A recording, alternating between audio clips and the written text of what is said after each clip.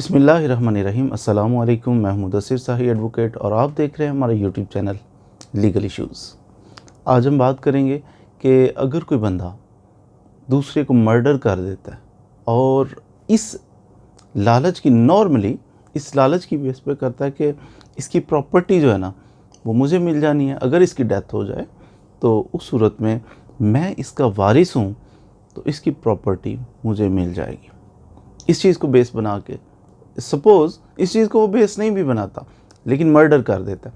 जो बंदा किसी अपने अजीज़ को मर्डर करे वो उस अजीज़ जिसको मर्डर किया उसकी प्रॉपर्टी में से वारिस तो होता है उसका, लेकिन प्रॉपर्टी से विरासत से महरूम हो जाता है। ये एक रूल है, इस्लामिक रूल है। ये पाकिस्तानी कानून नहीं है सिर्फ, ये इस्लामिक बेसिकली इस्लामिक रूल है कि कोई बंदा किसी को मर्डर करे तो उसकी प्रॉपर्टी में से जिसको कत्ल किया गया है, ये कातिल जो है इसको उसकी विरासत में से हिस्सा नहीं मिलेगा। इसकी बेस जो हमें समझ आती है वो यही है कि लोग लालच की वजह से कत्ल ना करें। मसलन बाप बेटा बहुत प्यारा रिश्ता है, लेकिन बेटे के जहन में कुछ ऐसा फितना आ जाए, कोई ऐसी बात आ जाए कि वो अपने बाप को मर्डर कर दे कि ये दुनिया से जाएगा तो मुझे प्रॉपर्टी मिलेगी, तो एंजॉय करेंगे लाइफ को, लग्जरी लाइफ गुजारेंगे। वालिद की पाबंदियाँ बात समझ नहीं आ रही होती तो ये मर्डर कर देता है, लेकिन इसे कानून का नहीं पता होता कि अगर इसको रास्ते से हटा दूंगा, मर्डर कर दूंगा तो इसकी प्रॉपर्टी में से, विरासत में से मुझे कुछ भी नहीं मिलने वाला। अगर ये पता हो तो शायद ये इतना गलत स्टेप ले ही ना। कोई भाई है, फादर की डेथ हो गई है, बहन का भी शेयर है, भाई का भी शेयर है। भाई कहते हैं कि बहन को रास्ते से हटा देते हैं ना, इसको मर्डर कर देते हैं, ये मर जाएगी तो इसके नाम की जो इतनी सारी प्रॉपर्टी ये भी मुझे मिल जाएगी, क्योंकि बहन है, अभी इसकी शादी भी नहीं हुई तो इसको मर्डर कर दिया तो वारिस तो मैं बनूंगा, तो इसको मर्डर कर देते हैं। तो भाई ने बहन को मर्डर कर दिया और बाद में पता चला कि नहीं, जो बंदा किसी को मर्डर करता है उसकी विरासत में से फिर इसका हिस्सा निकल जाता है। सोसाइटी के अंदर लालच बहुत आम है। इसी सिलसिले में विरासत को देख के, उसकी प्रॉपर्टी को देख के अक्सर शादियां भी लोग कर लेते हैं। कोई औरत है तो बूढ़े आदमी से शादी कर लेगी, उसके अंदर दिमाग में बाज़ दफ़ा ये चल रहा होता है कि इसकी बहुत सारी प्रॉपर्टी, ये मर जाएगा तो मुझे हिस्सा मिलेगा, प्रॉपर्टी में से ज़्यादा सारा हिस्सा मिल जाएगा।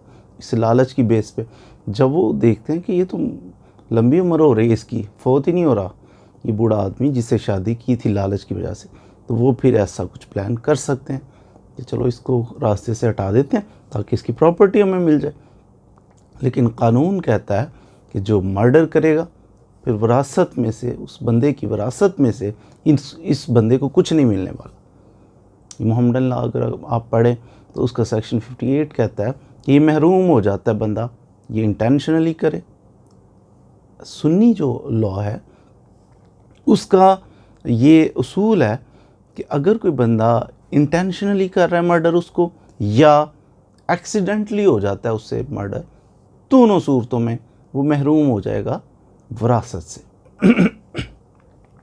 अब इंटेंशनल मर्डर, जानबूझ के कसदन उसने मार दिया अपने वालिद को, अपनी बहन को, किसी ऐसे अजीज़ को कि जिसका वो वारिस बनता है। अब इसने जानबूझ के मारा है, ये तो समझ में आया कि महरूम हो गया। एक्सीडेंटली, उसकी इंटेंशन नहीं थी, नीयत नहीं थी, लेकिन उसने मर्डर हो गया उससे, उसने किया नहीं, हो गया उससे, या वो मर्डर का बायस बन गया।